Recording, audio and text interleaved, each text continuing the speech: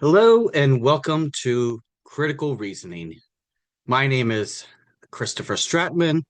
I completed my PhD in philosophy at the University of Nebraska-Lincoln back in 2022, and I'll be your instructor guiding you through this course. And so what I want to do now is just give you a sense of what the course is all about.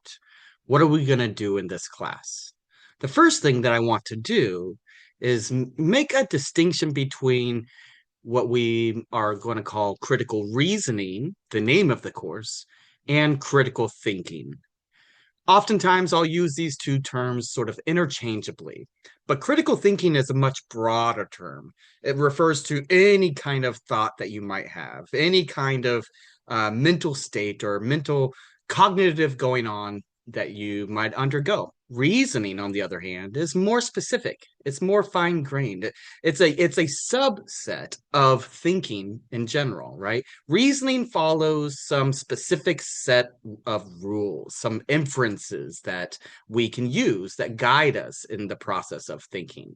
So, with that distinction in mind, this distinction between critical thinking in the more broad, general sense and critical reasoning in a much more formal, specific sense, now let me introduce the text that you should get. Make sure you have for this class.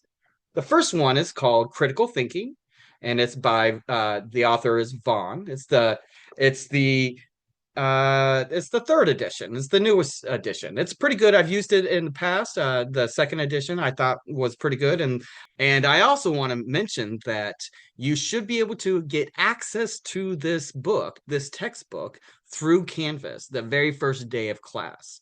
All right, so make sure you're able to do that.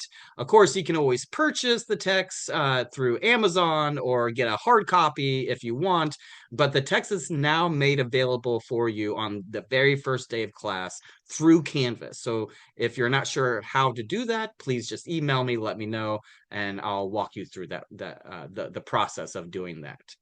The other text that we're going to use is called Formal Reasoning, A Guide to Critical Thinking, and its author is John Simmons, who I actually know pretty well. He was one of my teachers at the University of Kansas back when I was a master's student, and I think this does a really nice job kind of laying out some of the things that we want to talk about in the course as well.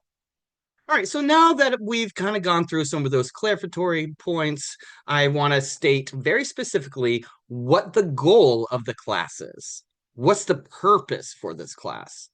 The goal is to help you become a better thinker, to help you become a better critical thinker in your decision-making process, right? To help you think clearly about this or that thing, why you believe this, or what should I do when confronted with some choice.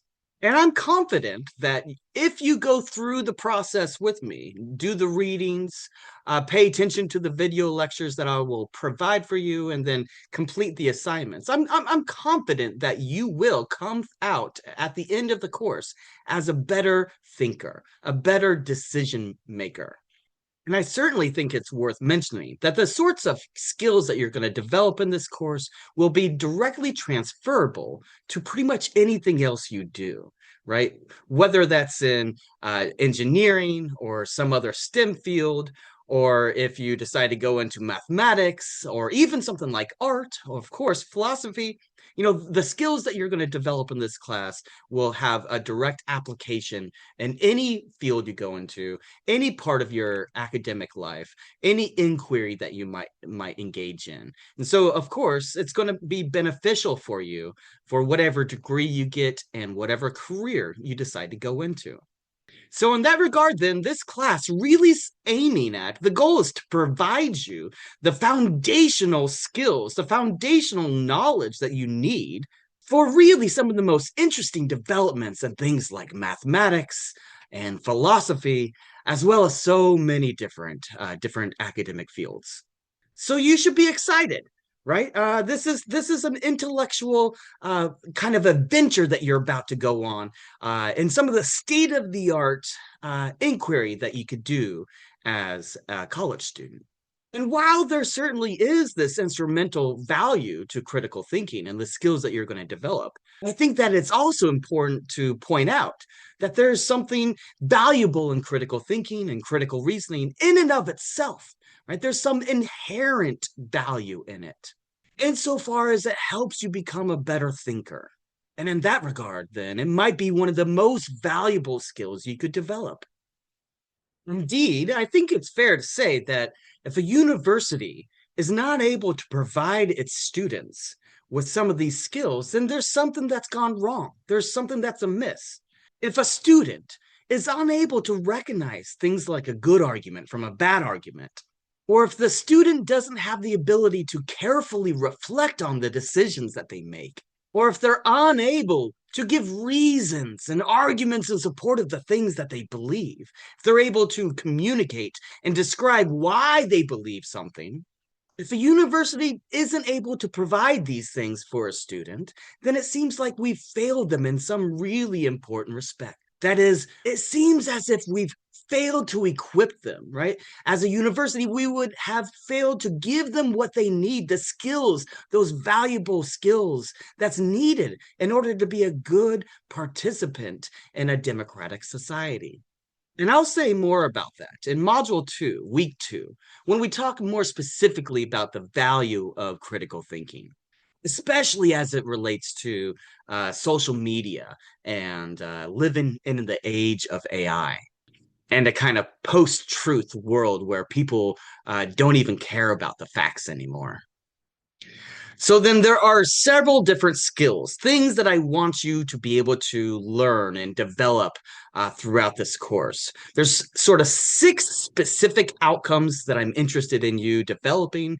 So what are those 6 outcomes?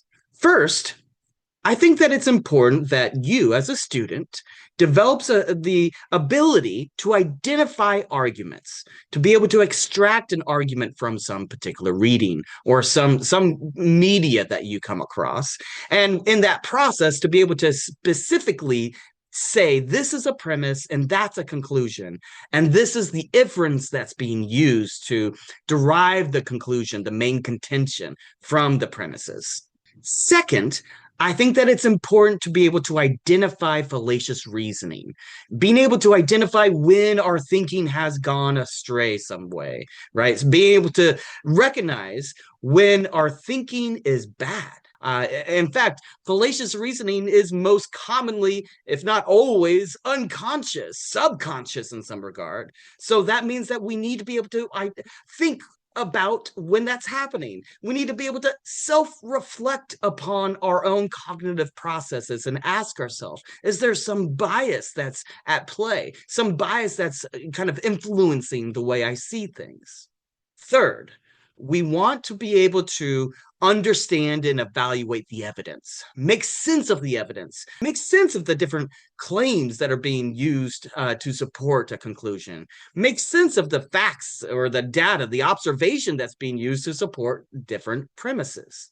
Fourth, I think it's important to be able to develop your own argument, to be able to give reasons and arguments in support of the things you believe. You know, sometimes we have no idea why we believe something. Or maybe we're able to give some argument for some particular belief we have, but we've never really thought critically about the objections to those arguments or what somebody might say in response to our argument. Fifth, it's important to be able to demonstrate the validity of an argument and whether the argument is sound or unsound. Sixth, being able to confront the obstacles to good critical thinking. In fact, that's what we're going to do in a couple of weeks. In Module 3, we're going to spend that whole week looking at all sorts of different obstacles that we face. Every single one of us face when we're trying to think critically and to do good reasoning, use good inferences in our logical analysis. Of course, there's other things that we should pay attention to, things that we're going to be concerned with, things like the scientific method. What does it mean to give an explanation? We're certainly going to be talking quite a bit, especially in the second module, week 2, with regard to social media and living in an age of AI. What does that mean for critical thinking? But much of this class is going to be building upon different foundations, right? We're going to kind of approach this class in a scaffolding sense, right? So in the first couple of weeks here, we got to lay down the foundation, sort of get clear about what we mean with regard to critical thinking, critical reasoning, some of the terms like what is an argument, what is a premise, what does it mean to say this statement is true or false. So those are the things that we're going to do in the first module, and then we're going to look beyond that, look more specifically at sort of our common sense starting place, how common sense can kind of lead us astray in a lot of ways, and then we're going to introduce arguments. So the first half of the course, after we get beyond the basic terminology and the foundational aspects of the course, then we're going to look at different kinds of deductive arguments. In the second half of the course, we're going to look at inductive arguments, causal arguments, inference to the best explanation, and how that relates to scientific theories, to conspiracy theories, and to being a good citizen in a democratic society.